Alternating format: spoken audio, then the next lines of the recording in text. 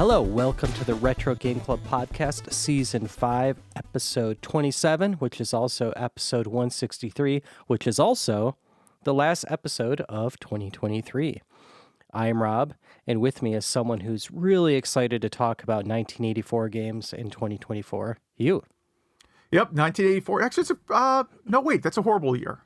I was about to say it's a really fun year. No, it kind of wasn't. Yeah, there'll be some interesting topics next season, I think. Yeah, 84 and 85 are both kind of rough years to talk about, gaming-wise. PC gaming, maybe, there's a little bit going on there. Maybe you get to learn a little bit about PC games of 84 that I missed out on. 94, though, good one, and 2004, pretty good. Yeah, 84, at least in America, not so much.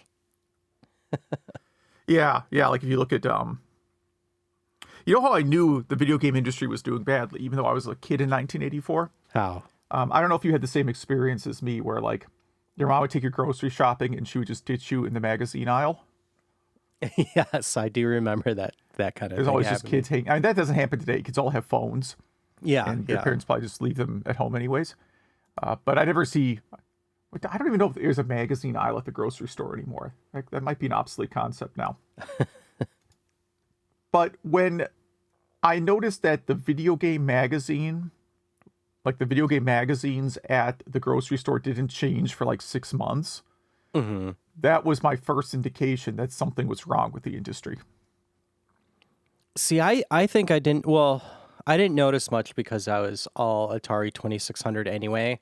And so I thought it was doing great because, games were like $6 and my mom worked at KB Toys at the time.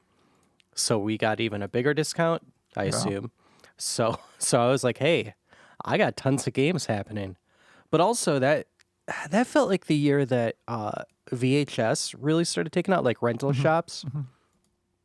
And speaking of grocery stores, I remember when our Kroger had a video rental section put in. It did not work out very well. I'm starting to wonder if perhaps one of the reasons I got into pro wrestling around this time is because the video game magazines never changed at the grocery store. So I started reading the pro wrestling magazines instead. That could be it. That definitely could be it. Yeah, I've never made that connection before, but that's probably it. That's funny. Yeah, probably a few gaps were filled when video games kind of disappeared in America for a little bit. Yeah. But we just experienced Christmas, so we're recording this on the 26th. So how has your holiday been so far? It's been all right. I mean, my kids are at the age where, like, buying them socks for Christmas is actually like a good gift. Yeah. Yes. We're well past big toys and that kind of stuff phase. Your kids are still younger though. So how did everything go for you? Good, other than when Santa was told what my son liked at that time, it was Zelda stuff. And then, time happens quickly for kids. So somehow my kid is obsessed with Five Nights at Freddy's. Okay. A series where kids get murdered by Chuck E. Cheese robots. So a total normal 8-year-old thing to love. So he got a lot of Zelda stuff. Yeah, that'll happen. Yeah. But yeah, other than that, I never ask for things for Christmas because I kind of have everything I want. But I wanted to get into Evercade, so I actually gave an idea to my wife this time, like, hey, I would love one of those Evercade consoles. So she picked me up a EXP handheld. I only turned it on once so far, just to unlock the secret games, and it seems pretty nice. It came with the IREM cartridge. Okay. Which I think if you buy that, it's at least $20. So, I mean, this thing's a really good deal. It has a ton of Capcom games built in, like a lot of them. And then 6 other indie games that you have to like type in codes to get, which was kind of fun. And then, so I could put my money where my mouth is and say like, hey, people should keep making cool retro games. I picked up that Strife Sisters game that we talked about last episode. All right. For the TurboGrafx 16. There's also a PC Engine edition, but I got the TG16 edition. And so I'm excited to dive into both of those, really. Yeah. Yeah, so kind of fun Xmas pickups. Have you been up to anything else? Let me think about it. No, I did start playing the Final Fantasy Pixel Remaster games.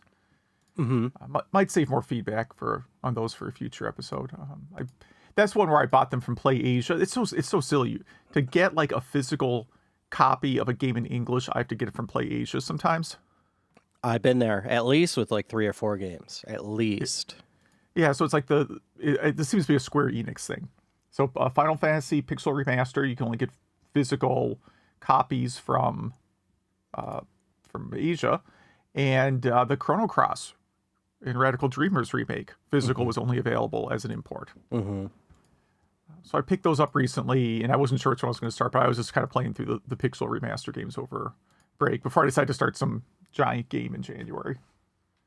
The Pixel Remaster versions do a few things to make the games like a lot shorter. Mm-hmm. So, mm-hmm. Yeah, and less grindy. Yeah. You can cut the grinding in about a fourth. Mm-hmm. I'm trying to think what I've been up to. Oh yeah, I started playing Knights of the Old Republic. I got that Switch multi-cart, the cart for the Star Wars one. Which some of the games are download only, even with the cart, but whatever. And have you ever played KOTOR? No. I think the last new Star Wars game I've played was the thing that was like a PS4 launch title that I ended up quitting pretty quickly. Oh, is that Battlefront? I think so, yeah. Yeah. I like the flying on that, but that was it. Well, yeah, it seemed like the game was mostly an ad for like DLC. Yes.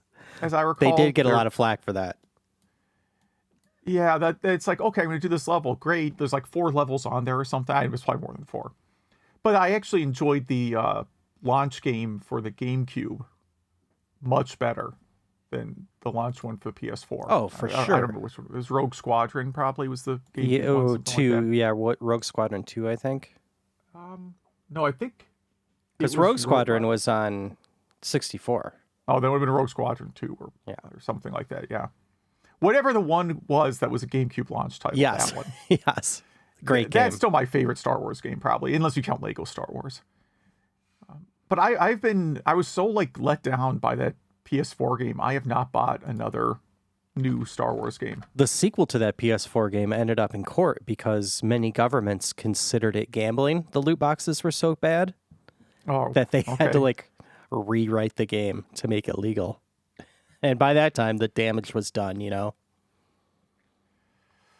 Yeah, geez. Glad I missed that one, too. But anyway, and also that one was like a prequel to The Last Jedi. And yeah, I won't get into it. But KOTOR, not everyone told me, but I've read many places that it's supposed to be one of the best Star Wars games. And for me personally, it did not age well. The game style, it's not turn-based. It's really you just select the character you want to fight and pick what kind of fight you want to do. And the graphics, I don't know. This could definitely use a remaster, really a remake, I guess. So I bounced off that, but I was still curious, so I did watch a YouTube summary of it. But it does sadden me because, you know, I like these old Star Wars games. And then from there, I started this Steam Deck game called Yonder. Have you ever heard of this PC game? No, I've not heard of that. It was not good. But it was like, I bought it like 3 years ago for like $4. So not the biggest deal in the world. And because of that, I am re-addicted to Vampire Survivors. I just adore this game. They've updated it many times since I played it last, probably 6 months ago, and it is all I have been doing. It's so good. If you haven't played this one, if there is a way, I think it's on Switch now. I do think you'd really like this game. Okay, what was it called again? Vampire Survivors. Vampire Survivors. Okay. Yeah, it looks like a Genesis game if Genesis could have 1024 sprites at once. Okay, that seems like a lot of sprites. It's an opposite bullet hell. It's like if you are the bullet hell and everyone else is getting annihilated. Okay. Yeah, it looks like Robotron, sort of. Kinda, except you don't press buttons. It auto fires. It's cool. You should check it out. You would like it, I think. Okay. And then my daughter is finally getting curious about games, and she just loves Barbie and dolls, which we've never pushed dolls or boy or girl stuff on my son or my daughter. It's weird, she's just loves them anyway. So I picked up, I shared it with the podcast. I picked up that Barbie and her sister's puppy rescue DS game last episode. I assume that's not very good. It's exactly what you think it would be, but I kind of made a mistake there where there's not that much reading in it, but she can't read at all. She could read letters and her name, which means for her to play it, I'm playing it. So I've been playing a lot of Barbie DS games. Nice. Yeah, I mean, there are some actual, good kids type of game. First of all, you have a Switch, right? Obviously, you have a Switch. Yes. You can get, the Putt Putt and Freddy Fish games on Switch now. Oh, that's a good idea. Yeah. Yeah, and they play I'm sure this is really thrilling for people to hear about. They play like a LucasArts game. Mm-hmm. They play like a Monkey Island or King's Quest game. It's in that presentation, but it's super, super simple, right? I mean, Cool. You'll solve it in 5 seconds. Kids will have to think a little bit to get through it, but they're not going to get frustrated. It's not like a pushover for them, but they don't get frustrated playing them either. That is a good idea. I mean, we have the Paw Patrol game for PS4, but Yeah, that's probably also not good. no, none of these games are good. They all make $1 billion though. Yeah. Yeah, they're not really. I was friends for all with someone who was a developer on the SpongeBob DS games. Yeah, I have a few of those. A huge development team. Yeah. So he wasn't the sole guy, but he did. I don't even know what specifically he did. And it was pretty clear. It was more about timeline than producing something good. Yeah, it's not going to change the kid's life. They just get to experience an IP they like. That's about it.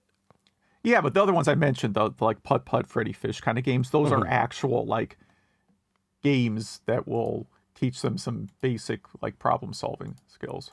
Yeah, that is a really good idea. But I do have some questions for you to wrap up our 2023. Okay. So, what do you think the favorite game or games you played in 2023 were? Yeah, I don't. It's funny. I posted a thing about this recently. The 3 games that I put the most hours into were all sequels with a lot of content reuse.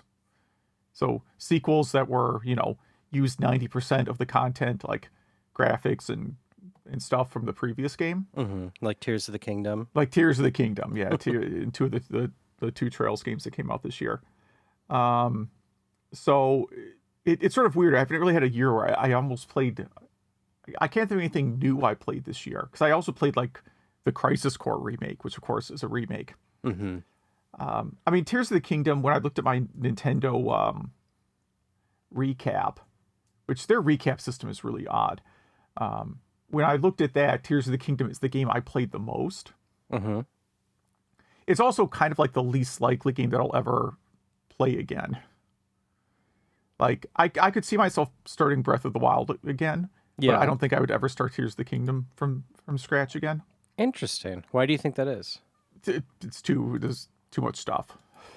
There's a lot in that game. It's a very impressive game. Yeah, there's just too much stuff. It's too big of a time commitment. Breath of the Wild, you can get through that game pretty quickly if you choose to. I realize Tears of the Kingdom has like 30-minute speed runs or whatever. But that's, I mean, again, to just like play the game and get like enough equipment that you can enjoy it. It's a big time commitment. Yeah. So I mean, that's certainly the game I played the most. The last Trails game in the U.S., Trails into Reverie, they called it. I don't know how they picked that translation. That's probably the game I ended up enjoying the most this year. Cool. It has a random dungeon. It's sort of, the whole game is sort of anchored around a dungeon with randomly generated levels. Okay. And you have like 40 some characters in your party you can choose from. You go out in groups of like 4, right, essentially. Yeah. So you can spend a lot of time just kind of, trying some going through the dungeon, building up characters, that kind of stuff. Like, I thought that aspect was fun. I can play games like that all day. Well, I think my best of for 2023 was Tears of the Kingdom. I mean, I think it was one of the best games I've ever played. And I don't think that's recency bias. Yeah.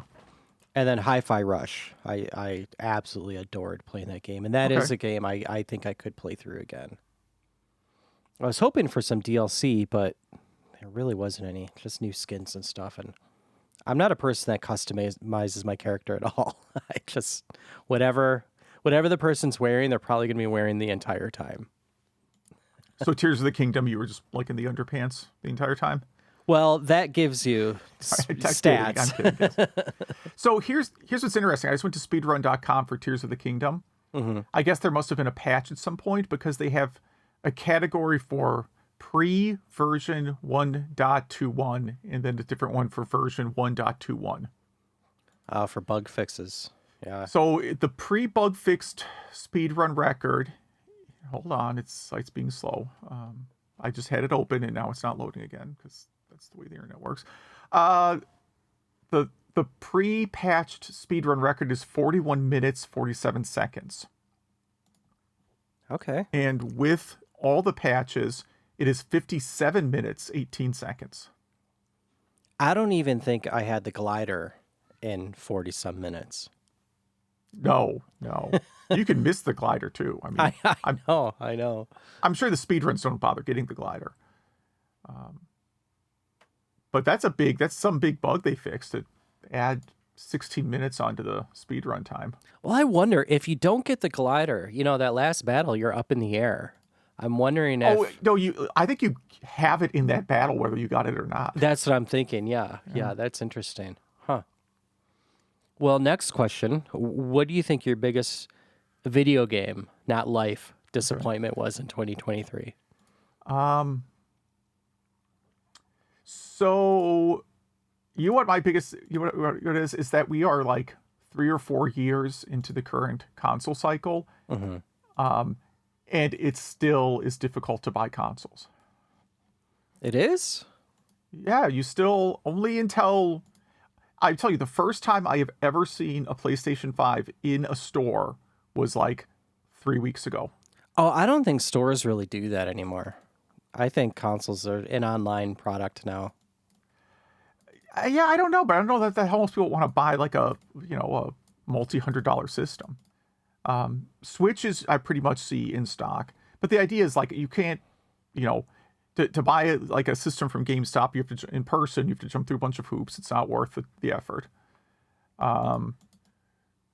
Best Buy, any of these places, you can't just like walk into a store and buy a game console still. I think that's a forever thing now. Well, no, the Switch you could definitely just walk in and buy. They're so tiny, yeah. Yeah, but you can't get any of the newer consoles, and of course, like Steam Deck, you can only get online, I believe. I think that's by design, though. I won't really complain about that. It would be nice one day if Steam Deck was just like a thing you could buy, like in a store. So to me, that's kind of the big one that we still are kind of dealing with that. And I know like they released the handheld PS5 or whatever, right? I know it's not a handheld PS5; it's a thing. Oh, the Portal, yeah. The port, yeah. And from what I've been reading, like that is just another like, all the scalpers are going out and buying all the ones they can, and It's crazy. One. Someone sent me a link of a scalper that had 50 available on eBay. Yeah, I hope they freaking die with them. I know, exactly. Yeah, and also the Portal doesn't seem like a popular thing you would want to buy. Yeah. Yeah, it's something like it depends on your situation. Like you would probably want one because you probably have the PS5 hooked up to your main TV and the kids want to watch. But I have a Steam Deck, so I hook up the Steam Deck that way. Yeah. Well, the Steam Deck has an app that acts as a portal to the PS5. So, and you could do that with other things too. So, okay, but that's my biggest disappointment that we're still years into a new console cycle dealing with scalping. Yeah, that is stupid. It really is. I mean, I can't really remember that being as bad of a problem. It certainly wasn't a problem in the 90s. There wasn't some dude with like a van full of Super Nintendos. Even with like the NES Mini, that wasn't a huge problem. I mean, there was definitely scalper. No, actually it was. Yeah, the NES Mini was a problem, yeah.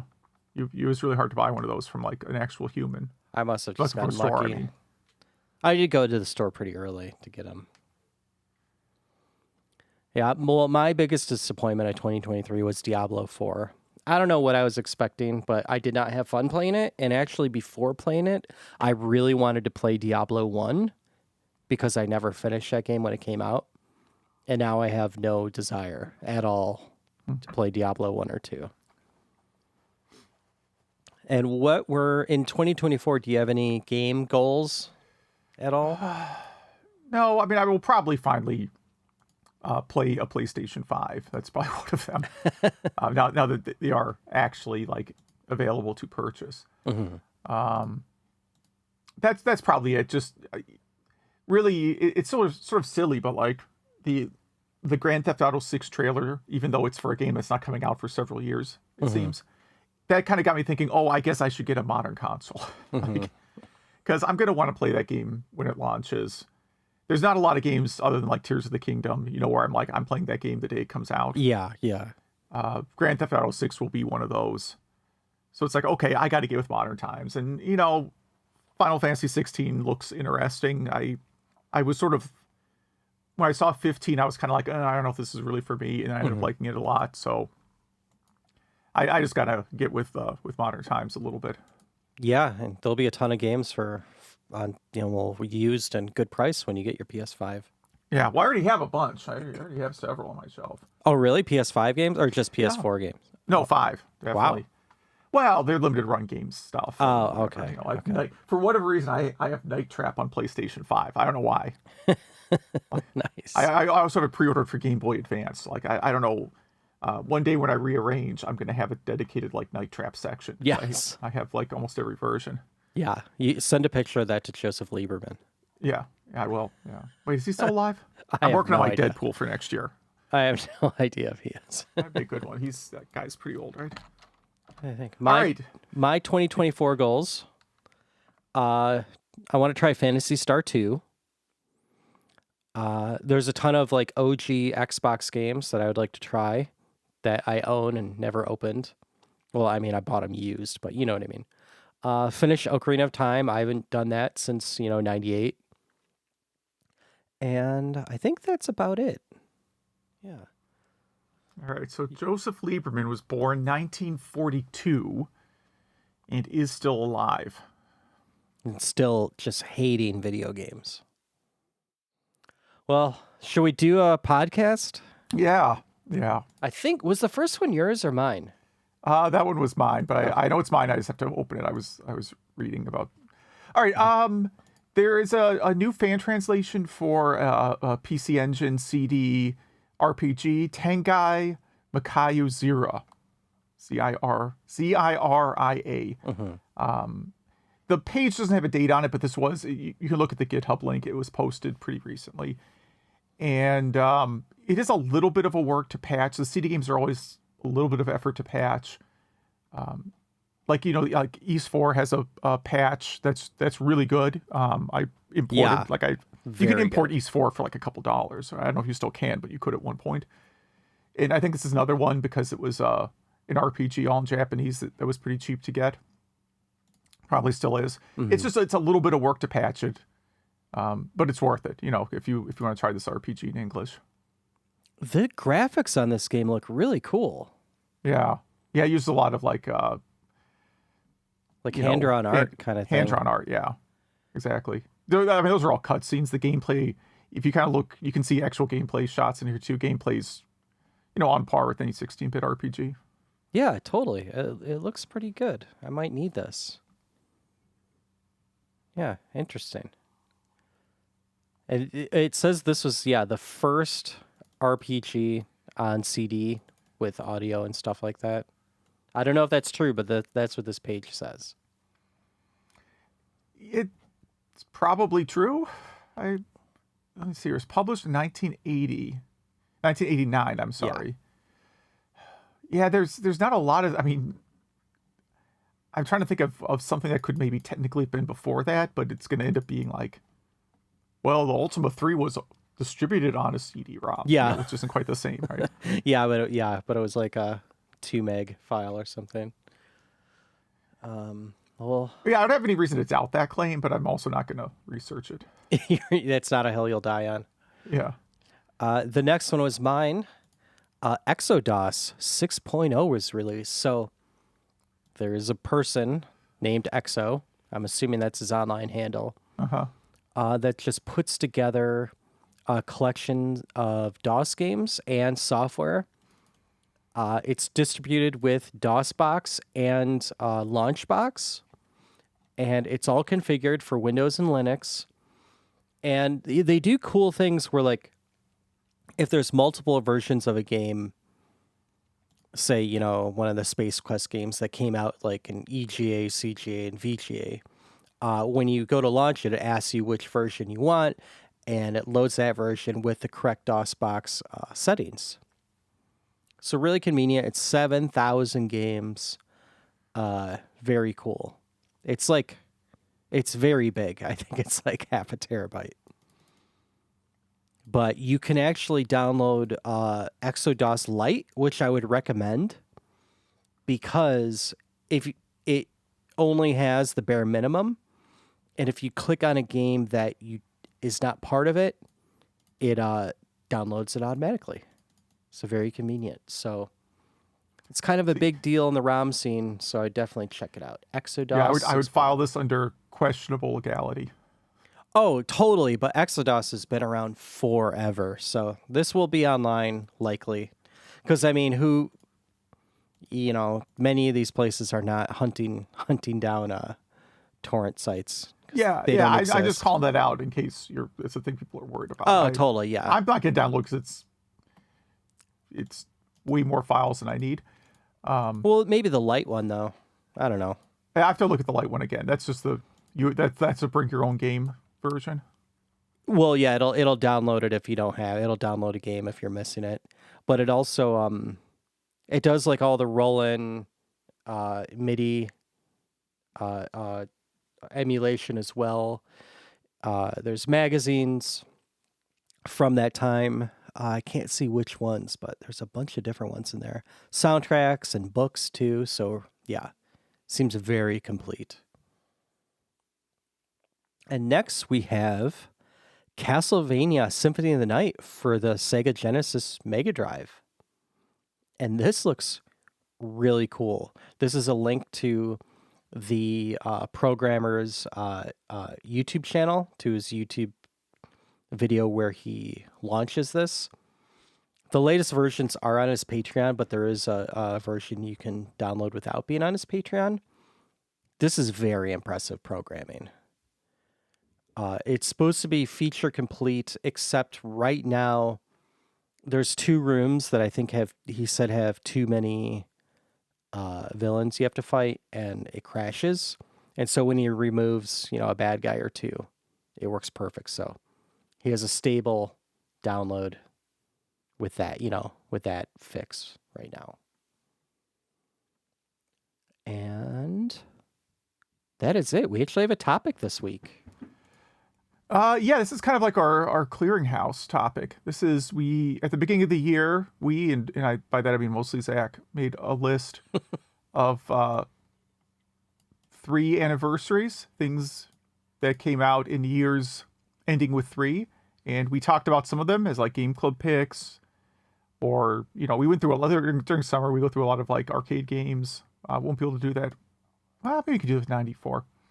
But won't be able to do it next year. Anyhow, this is like a bunch of games that we might have thought about talking about this year, but didn't. Yeah. So the first one in 1963, the ASCII standard was published. Okay. Kind of important. A lot of games use ASCII. Not anymore, really, but... Well, if they're in English, they use ASCII. Yeah, Yes. they're log files. Yeah. The log files are ASCII for sure. 1973. So it's not much.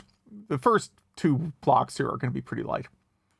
1973, the first version of Lemonade Stand was developed for a mainframe computer. Have you ever played Lemonade Stand? On the Apple II. Yeah, not on a mainframe in 1973, No. I assume. I didn't have a PDP back then. Back then, yeah. That I suppose that would be a fun computer to mess around with. But yeah, that was I think everyone's probably played like an Apple or later port of this game. One funny thing is the Mister can to your retro game club bingo. I said Mister. The Mister can emulate all the PDPs. So if you want to do that for whatever reason, there you go. Yeah. I have someone at my office left a big tray of PDP storage disks. It's like a platter with 3 things that are bigger than LPs stacked up. Yeah. I don't know where he didn't want to bring it to electronics recycling and just left it. So I wrote weekly backup on a Post-it note and just stuck it on the disk array. Weekly production backup. And I'm shocked how many times people walk past it and are like taken like believe that to be a real thing. That's awesome. Yeah. Yeah. 1983. This is a short list because we talked about a lot of 1983 games already this year. Mm-hmm. We talked about a ton. We missed one. Oh yeah, we did. 1973. Konami and Hudson were both founded in 1973. Konami as like an electronic entertainment company. Hudson did not start as a game company. Mm-hmm. Yeah. So, but they were founded that year. But yeah, 83, we talked about so many games from 83 this year that I have kind of a short list here. In Japan, you had Bomberman, debuted in 1983. Mm-hmm. But also hardware-wise, you have the Famicom, the MSX, and the SG-1000. Yeah, big year in Japan. Yeah, definitely. But in the States, we got the Apple IIe and the ColecoVision Atom, one of your all-time faves. Yeah, one of my favorites. I had a ColecoVision Atom for a couple of years.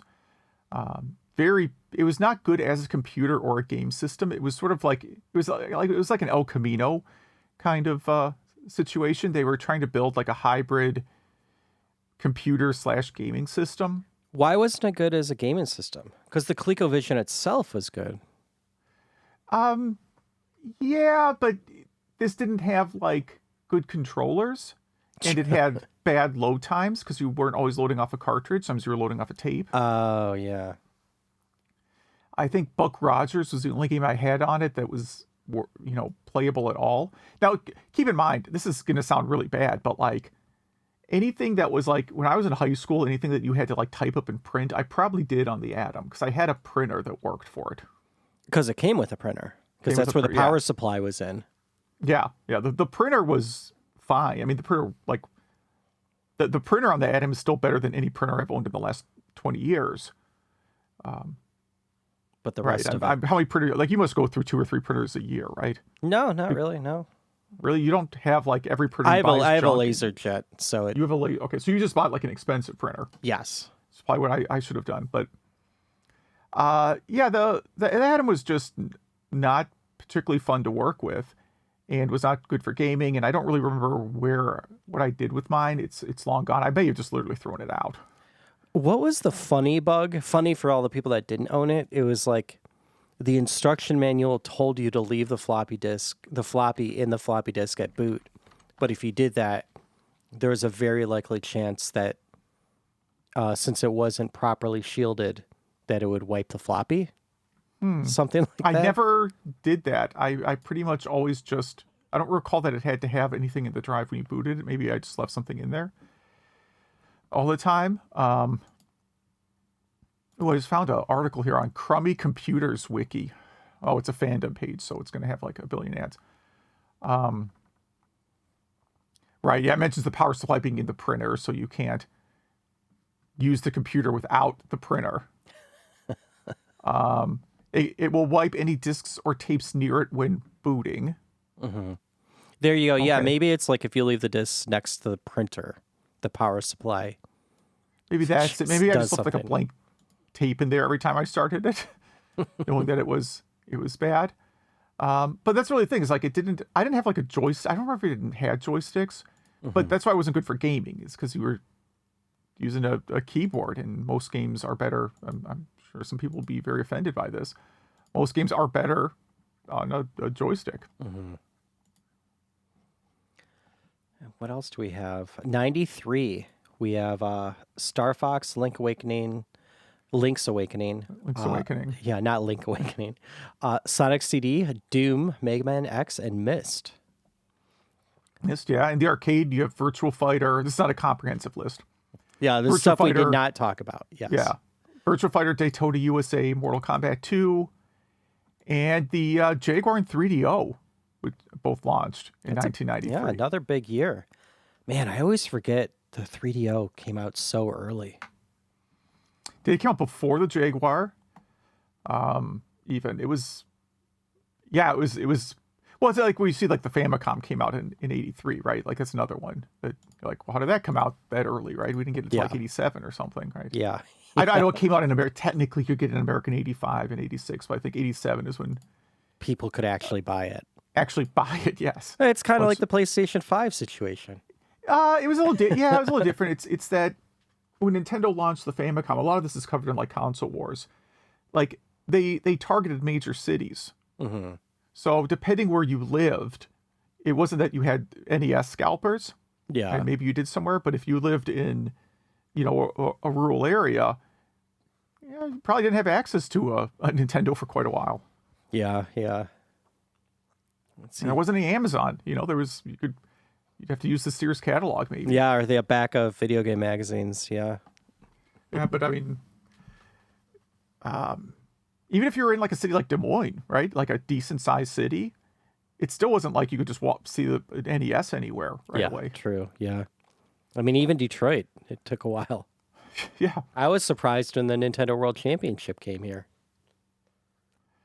yeah. That we'll get to it some other time. I can't remember what year that was, but the 3DO. I mean, I have a lot of memories of it, and mostly from being at a game store and having a demo unit and trying out different games to see what would get people interested in the 3DO. Turns out Madden football is the only thing that people ever really stopped to look at when we had it in there.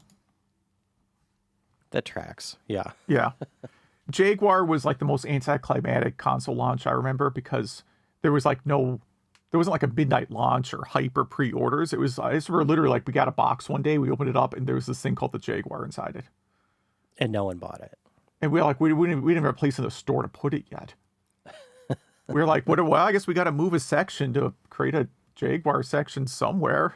Like, Oh, that's so sad.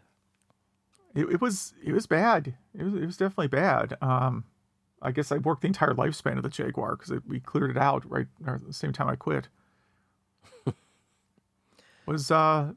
I know there's some big fans of it, and Atari 50 has an interesting assortment of games for the Jaguar. It has Yeah. Tempest 2000, luckily, so Yeah. that redeems it. It has some other stuff. I think it has Checkered Flag, which is like kind of a bad virtual racing, and I think it has Club Drive, which I can't even figure out what that. I mean, you're driving. It's like if you tried to make hard driving into like an open world game. I think Okay. you should try it on Atari 50. Let me know what you think of, Okay, I of Club will. Drive. It's very hard to tell what direction you're facing most of the time. Let's see. But these other games, I mean, this was like, if you look at 93, you could talk at great lengths about the games of '93. I mean, everything we said is like a classic. Sonic CD, I think, is still many people's favorite Sonic games. Doom, of course, was huge. That was originally released like a shareware game. You get the first level for like $4.99, and then send it away for the rest. It'd be. I'm trying to think when there was like a retail box with all of Doom. It wasn't '93, I don't believe, but it was. Yeah, I actually remember seeing retail boxes of the shareware. Like it was like. Yeah. Yeah, we sold in like a little envelope. It was like yeah. Like I could believe people put it in a box too, but it was in like a little envelope and sold like crazy because for $5, why not give it, try it out? Yeah, yeah. Myst, I know, is maybe a polarizing game, but it sure sold like crazy. Yeah, if you had a CD-ROM, Myst was upsold to you immediately. For better or for worse. In 2003, we had Wind Waker, Boktai, Beautiful Joe, Prince of Persia, Sands of Time, Beyond Good and Evil, Pac-Man Versus. Not a lot of games I really spent time with. I mean, I played Prince of Persia, but... yeah, I looked at like the list of 2003 releases, and for me, it's skewed because like my first daughter was born in 2003, right? So I was kind of checked out a little bit on gaming. Wind Waker was something I pre-ordered, so I played Wind Waker, and that was about it, man. I don't know if I played any other game all of 2003. I have to go look. I have to reference my own site, I think, to see if I even played anything that year. See, the very end of 2002 is when I got my new Dreamcast for like $35 or whatever, and a like case of CDRs, because you could just use those to download and burn Dreamcast games for. So I only played Dreamcast like all of 2003. That was my 2003 system. Yeah, I really didn't. I'm looking. I played basically nothing in 2003. Mostly Wind Waker.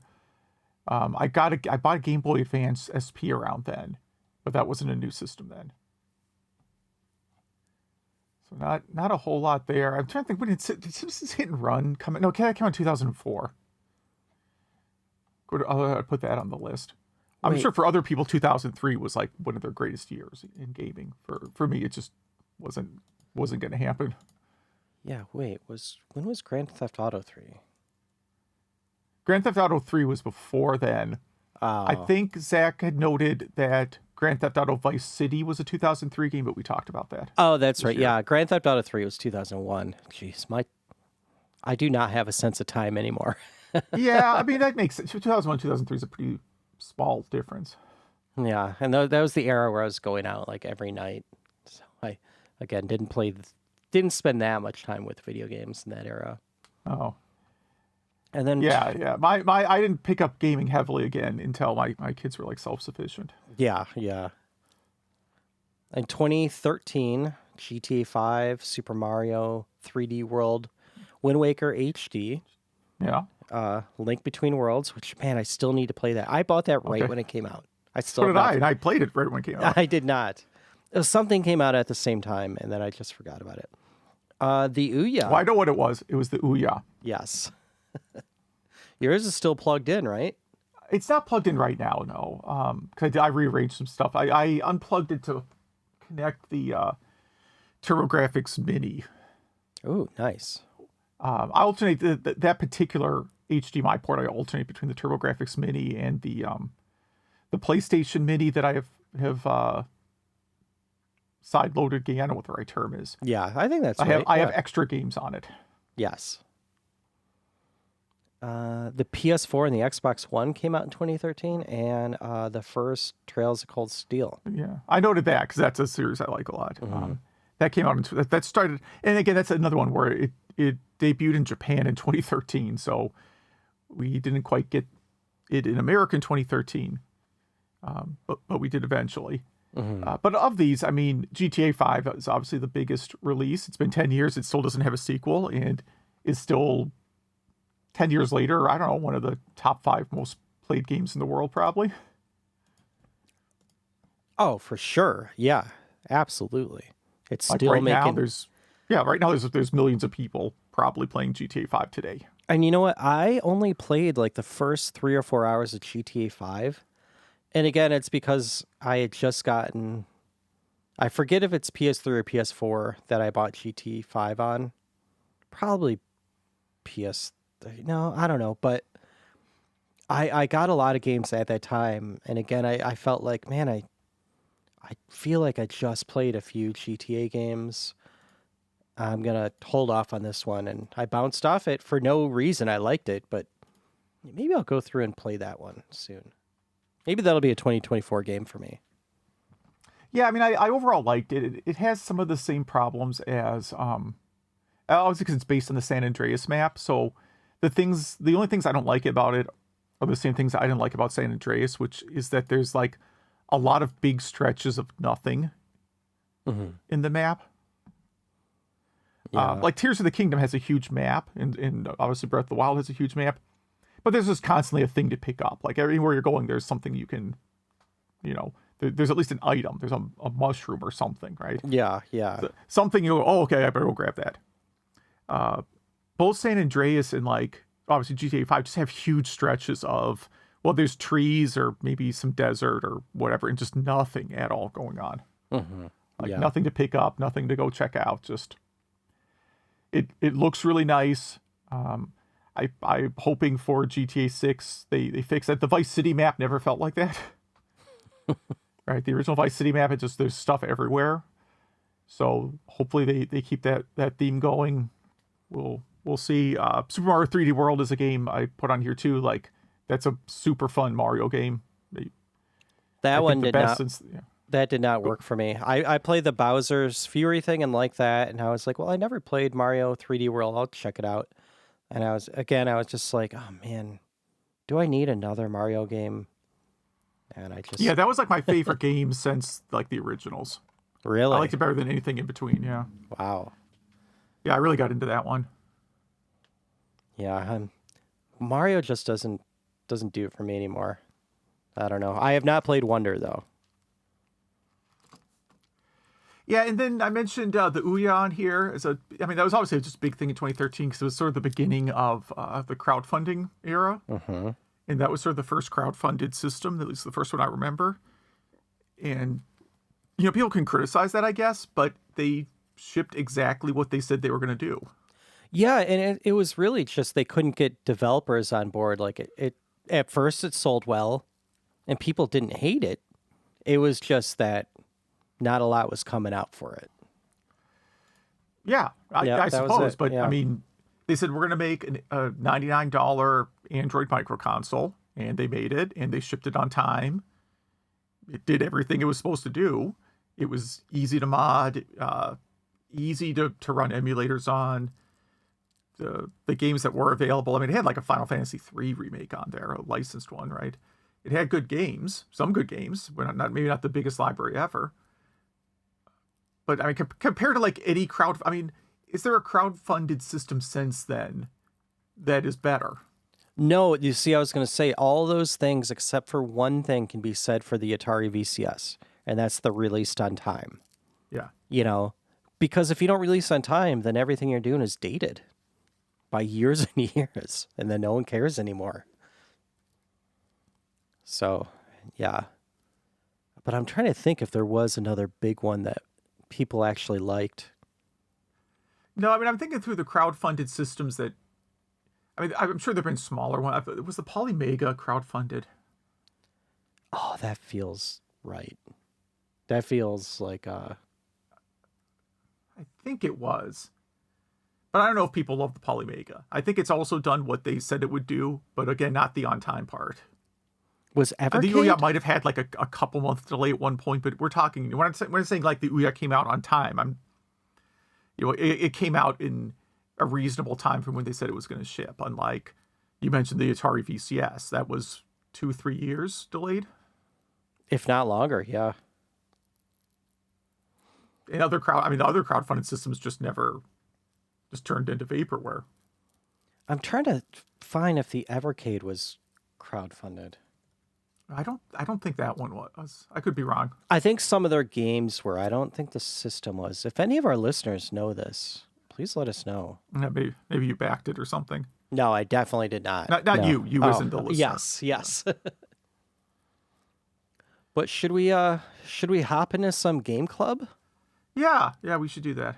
Could we do yours first, since mine is kind of a rip off of yours? Yeah. So Zach told me we did this game before, and I don't remember talking about this at all. I suspect I didn't play it last time. And it we was talked your about pick too. It was, yeah. I guess I didn't play it, or maybe I didn't and blanked. So I guess 2 years ago we talked about 1080 snowboarding a little bit. I probably didn't play it back then. Mm-hmm. So we can go back on the episode and maybe I'm talking about all the hours I spent on it. Yeah. So who knows? So, but I played the remake on the Switch, right? Not the remake, the N64 emulated version. Yes. On the Switch. And I thought it still looks pretty good. I mean, it looks like extremely late 90s, but it looks good. I never really figured out how to land. So I only played it in practice mode. Just to try and learn like how to do jumps and not crash. And it takes a little while. I could eventually do some simple moves, but I was not very good at this game at all. The thing that's interesting about it is how this is sort of like, I wrote in the notes here, peak snowboarding culture as mainstream culture, because this was a time period where like snowboarding, like, I'm not sure if you remember this time in like the late 90s, early zeros, but it was like, you would see people walking around dressed like they were snowboarding in winter. If you live in an area where there's winter, as opposed to how people normally dress in winter. And this was peak in your face. Everything, advertising, video games, music was all in your face. That was like the cool thing. Yeah. And when I say it's different, if you don't live in like a climate where there's winter, you know, typically people just go out in jeans and like a flannel and maybe a jacket or a sweatshirt. Like if you've lived in this area a while, you don't usually, it's not like what you see on TV. But this era, so late 90s, for whatever reason, snowboarding fashion was like a big thing. Yeah. And again, this is the Midwest. No place for snowboarding. Now, the two hills by my house are actually ex-garbage dumps. Are they garbage dumps? Yes. They make a lot of money now for snowboarders. That's it, yeah. That's all we have for hills. Really? They do that there too? Well, yeah, there is one hill not too far from me. And again, hill is such a stretch. I mean, I don't think it's much higher than my house. And, you know, it's like an old landfill that has a hill that's now been covered over and you can sled on it. Yeah. It's not as gross as it sounds. There's a lot of dirt and grass on top of the garbage. Yeah, it's very clearly it's not a health hazard. And even if there was anything coming off in winter, everything's frozen solid. So if any of our listeners that are not in America, let us know if they do that too. I don't know if that's strictly an American thing to sled or ski on garbage. Yeah, it also depends where you live. Like when I lived in Pennsylvania, if there could have been mountains like that, I don't know, but there were also hills everywhere. Yeah, it's not like they're going to do this in the Swiss Alps. Yeah, that would be a very odd thing to do. If you live in a very flat, non-American country that gets snow, that's really cut the list down. Yes. Quite a bit. Yeah, I mean, for both these games, so my game was Rippin' Riders Snowboarding on the Dreamcast, and both these games are very similar. One just feels like a Nintendo game, and the other one feels like a Sega game. And I like how this one felt snowboarding, not jumping, but actual like snowboarding and turning, basic downhill stuff. It felt better. It felt a bit floatier, if that makes sense. But landing in this game, you have to hit like the duck button, whatever Z is. You have to hit that right before you land, and it's way trickier than it sounds. Did you get the hang of that at all? No, this is bad. You're gonna think I'm really lazy. I'm sorry for that. I don't own this game, but I believe I have it on a Dreamcast sampler because I have this shelf. Oh no, I was still talking about 1080. Sorry, I'm sorry. I mentioned Rippin Riders, but I meant the Yeah. Z button on the 64 for 1080. Yeah, I should have figured that because there's no Z button on the Dreamcast. I should have figured out what you're talking about. Did you get better at landing A jumps little in bit, 1080? but not. I never got very good at it. See, because snowboarding is so cool, I got this game right when it came out. It was actually at a resale shop, seriously, like a week after it was released, and I happened to pick it up back then. Okay. And I remember I traded in Clay Fighters and some other stupid game. But anyway, I was very good at this game when it was new, and now I can barely get down the first hill. I beat the first guy, and that was about it. Okay. But moving on to Rippin Riders,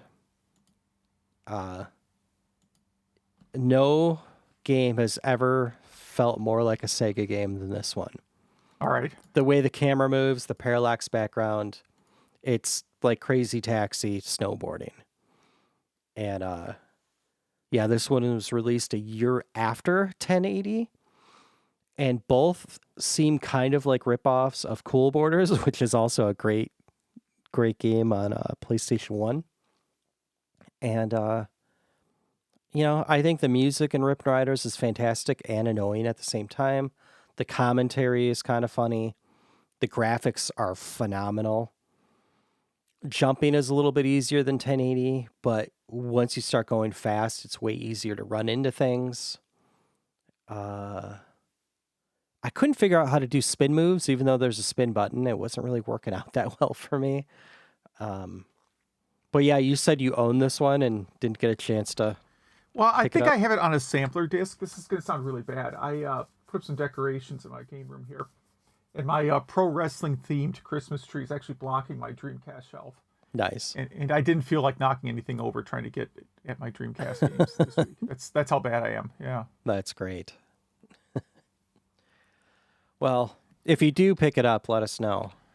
Yeah. And I thought we'd be recording later in the week, so I wasn't really, totally, yeah. prepared. I thought I would just grab it and try it real quick. But no, I have this. I have enough pro wrestling ornaments to actually have a pro wrestling themed Christmas tree. That's great. I realize sounds very odd, but no, I got one.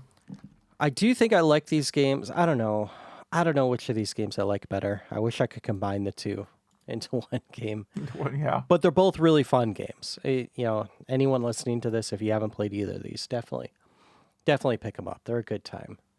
What do you think? Now, Sorry, I was going to say there is a similar snowboarding game on the Jaguar, but it actually plays more like Hang On. It's like if Hang On was a snowboarding game. Mm-hmm. But I don't think that's an Atari 50, so I don't think I can pick that for the future. I don't want to pick games that are like hard for people to play.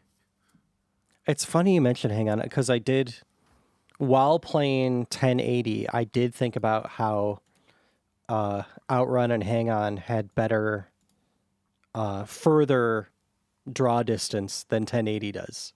Everyone rips on the N64 for having a short draw distance, but there's a reason they do that. It's not very far. You see a lot of things pop in and out. What do you think you're going to play next in 2024? First game of 2024. Yeah, possibly the first game 2024. I'm gonna go with the original, any version of the first Final Fantasy game. All right. So NES, Game Boy Advance remake, PSP remake, mobile remake, pixel remaster. There might be Wonder Swan maybe have a version. No, I'm serious. There's a bunch of versions of it. So again, this is one that is easy to play if you want to try it out. You don't have to finish it. Although the pixel remaster version, I think probably anyone can finish. Yeah. Cool. Well, I'm going to do Super C, which is Contra 2 on the NES. And so if any of our listeners play Final Fantasy, Super C, 1080 snowboarding, Rippin Rider snowboarding, if you have thoughts about, 1963 through 2013 anniversary games, what else? If you download and mess with eXoDOS or Symphony of the Night on Genesis or this PC Engine CD translated game, please let us know. Email us at email@retrogameclub.net. That is email@retrogameclub.net. And we have a bunch of social networks you could get on that Zach runs. We're all over Threads now, Discord, all that stuff. So we have a link tree you could check out. Please reach out to us. We got a lot of good feedback this episode. Yeah. Let's see here. Did I go with this one? Oh, yeah, Majors writes in to talk about Lego joke about the 2600 in building toys. And he wants to know if we remember K'NEX or K'NEC. Yeah. K''NEC. I did not have those. Did you have those? Yes. Okay. Or do you remember the Technic line of Lego that was designed for, let's say, teens? No. Okay. Not that and one. The last one he's asked about, I don't remember. The Zoids wind-up toys from the 1980s. I don't remember that. Wait, let me look this one up. Okay. I don't recall this one. You had to assemble them like a model kit. Oh, man. These look cool, but I never had any of these. Whoa, they're really expensive now. Wow. No, I don't remember these, I don't think. Okay. I have not heard of them. So maybe I saw one, but I don't recall them at all. He also mentions being an early adopter of the CD-ROM burning, and that his first Yamaha burner was $800. Wow. All right. Do you know if you can even find CDRs for sale anymore? I see them at estate sales all the time. They're on it. They're all over Amazon and stuff like that. Yeah, they're definitely at Goodwill right now. I find zip discs and blank CD-ROM spindles at Goodwill all the time. Yeah, Pro Disc still makes them. Yeah. He also mentions that he finished JB Harold Murder Club because of my walkthrough, which I'm very appreciative of. For listeners only, can see what Rob holds up. At least most of us probably know what a Nintendo. Did you hold up a Nintendo, Rob, last time? A Amiibo, Rob. Yeah. Oh, Amiibo, Rob. Yeah, I have one of those too. Those were like super cheap. Some. I don't know what the deal was, but someone must have been clearing those out because I bought one. And it's not something I would normally go buy. Exactly. Yeah, and I think it's because kids don't know what a Nintendo Rob was, so they just saw that and they're like, hard pass. Well, he's a Smash Brothers character, so they at least know him for that. Oh, yeah, that's right. I didn't think about that. Yeah, they at least would know that. Like, they don't know who, like, Ice Climbers. They have no clue that was a game, I'm sure. Mm-hmm. If I ask my kids if Ice Climbers, where that came from, I'll see. I have an Ice Climbers card up here. But I doubt they're aware that's a game. Yeah. Is that it? Yeah. I think that is it. He does also mention the Dreamcast Hallmark ornament. So I posted about getting recently. It's really loud, by the way. It plays like the first level music to Sonic Adventure. Cool. And it plays it at like, what's a lot of decibels? What was that scale? I don't like 100 decibels, 150. Yeah, it's like 100 decibels. It's loud. That's all I'll say. It's the loudest ornament I own. Well, cool. So, thank you. Yeah, thanks. And SM writes into us, since we were talking about 2023 anniversaries, thought he mentioned the 40th anniversary of the first games published by EA, Electronic Arts. And so out of those games, so SM does a cool podcast that goes over the Computer Chronicles, which you should all check out. I love the Computer Chronicles. But Trip Hawkins was on there promoting Dr. J and Larry Bird Go 101 and Bill Budge's Pinball Construction Set, right? I think that was the one. Mm-hmm. So, yeah, that's pretty cool. So, thanks for writing in. And yeah, everyone should check out SM's podcast for sure. Yeah, and that ties back to the 10 years later he was making the 3DO. Oh yeah, that's right. So he has two anniversaries there. And Eric writes in to mention that he was at the Portland Retro Gaming Expo 2023, and there was a big focus on Jaguar this year. And he supplied us with the Jaguar, a photo of the Jaguar dental thing. Yeah. Like, what was the story of that? They had like molds. They got the mold for it really cheap, so they used it as a case. A dental camera company used the Jaguar mold for their equipment because I guess it fit. And they just could. Like, I don't know if how they got that or whatever, but that's really funny. The molds have been bought and sold a few times. There was a set of molds of the big steel. I guess I don't know how this works. I guess they're big steel things that you inject the plastic into. Because remember, someone bought them because they were going to make a crowdfunded game system using the Jaguar molds. Yes. You may remember this. That flopped. And my understanding is the owner of Atari Age ended up acquiring the molds ultimately, which means now Atari owns them again. Full circle. Full circle. I suspect, I don't know this for a fact, but I suspect the modern company called Atari owns the Atari Jaguar molds now. Yeah. Maybe that's why they wanted to acquire Atari Age all along. Just for that. Just for the molds. Just so for that. Launch. And having the #1 site that rips on Amico. Yes. And in all fairness, rips on a lot of Atari stuff too. True. Yeah. They're equal opportunity there. Equal out of yeah. And then and then we had a question of the week about which 4-slot what would you put in if you had a 4-slot Neo Geo cab? And he answers probably a 161 in one cart, and for sure Full Metal Jacket, and for sure Metal Slug X and Samurai Showdown 2. And I had a 4-slot Neo Geo cab and a 161 in one cart, and that was the first one I put in there. But I actually removed it because I got so sad because it doesn't really work well if you have more than one cart and you have the multi-cart in there. So I got the carts I got carts for the games that weren't on the 161 cart and put those in there. So it was kind of like everything else that's not on this one. Sorry, that was a lot of saying the word cart over and over again. It was. And then he asked if we ever thought about a consoleized MVS Neo Geo system. And yeah, definitely. There's a few out there that you could buy pre-made for way too much money. And I think there's a few plastic molds. Again, this is like the plastic molding segment.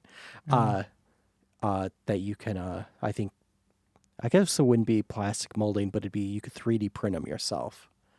And I thought someone made like a tiny Neo Geo at some point. It looks like a candy cab. Yeah, I thought for sure this is a thing that existed. Okay. But it's not the MVS motherboard consoleized. Oh, okay. That's it's like a little emulation system they sold for like. Yeah. I thought it was a ridiculous amount of money. Yeah, I thought it sold for like way more money than it should, but people really liked them. And and the MVS motherboards have, a lot of them at least, the ones I have controller ports for the AES, joysticks. So, you just get a HDMI mod and you're good to go on that. And let's see. We have some social feedback. Someone writes in about Sensible Soccer having a 1993 anniversary on the Mega Drive, a year after it was on Amiga. Hey, have you ever played Sensible Soccer? No, I maybe have played a minute or two of it, but I think they take away your American citizenship if you play it. Yeah, I understand it's super popular in Europe because I think it's the most accurate. It's apparently I don't know if it's accurate or or what. I know, like the FIFA, like I played a FIFA game. I know they're much more, in America, I think we got it on Jaguar, probably got like a PC version. Wasn't really huge here. I understand it's a very popular European game, but I never got into it. Mm-hmm. Yeah, it's one it should probably be a Game Club game soon. I should definitely check it out. I know I've played it. I just have zero memory of it. Yeah, I mean, I think part of it is that the versions we got in America, I think a lot of gamers place high emphasis on graphics, right? And Sensible Soccer always looks very low tech compared to contemporary games. Okay, yeah. Which again, like I mentioned playing some games this year that are definitely don't look like current gen games. They're basically the last Trails game. It's based on the same game engine that the PS3 games ran on, right? It doesn't look like, oh geez, this is a 19th gen game or whatever generation we're in. I don't know. It looks like a PS3 era game. And Sensible Soccer has always kind of looked like not, a current gen game when it was out. So I think in the US that makes it a harder sell outside of it just not being a popular sport in the US. Yeah, we're just no good at it. And let's see, for 1080 snowboarding, someone writes in saying it was very hard to land, just like we said too. And also the CPU rubber band's way too much, which is definitely right. And someone else said he loves the game. The music was a jam. This Is a Test was a banger song. And there was a sequel on the GameCube. Yeah, that's right. And our next podcast question of the episode is, what are your favorite Game Club games that we've covered so far? And in the show notes, Zach is going to put a link to all of our games. He's also going to post it on the socials. And again, that's email@retrogameclub.net.